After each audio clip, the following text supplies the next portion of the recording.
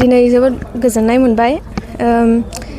जोंनि क'क्राझार डिस्ट्रिक्टनि गेजेराव टप 10 नि जे दिनैहाय फेलिसिटेसन जाबाय बेनि गेजेराव आंबो दिनै फैनो हाबाय बेनिखायनो आङो गोजोननायखौ मोनदों आरो आंनि हार्ड वार्क खालि आंनिल' नङा आंनि फेमिलिनिफ्राय आंनि बिमा बिफानि आंनि गार्जेननि आरो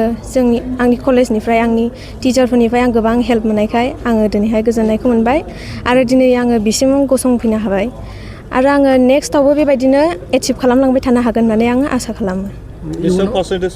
आङो 88% मोन साइन्स स्ट्रिमनिफ्राय मा मोनखो दिनै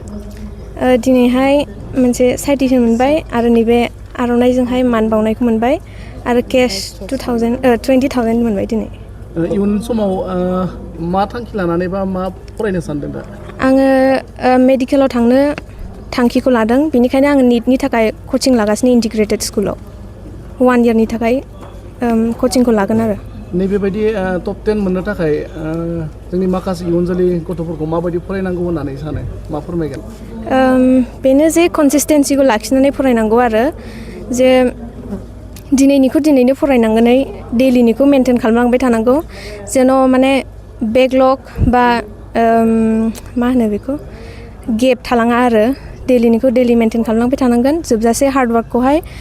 मोमेन्टामखौ जेन' लाखिबाय थानो हायो गोसोआव गोख्रोंखौबो लाखिनो हायो आरो उइकनेसफोर फैयो गोबां फैयो जों बे उइकनेसफोरखौहाय आरो डाउनफलफोरखौहाय जोङो कप आप खालामलांनो ट्राइ खालामनांगौ जोबनायसिम जेन' जों थांखिखौ मोनहैजासे जोङो ड्रिमखौ जोंनि एमफोरखौ मोनहैजासे जों जेन' गोख्रोङै गसंनानैहाय मावलांबाय थानो हायो आंनि मुङा रसन इसव आङो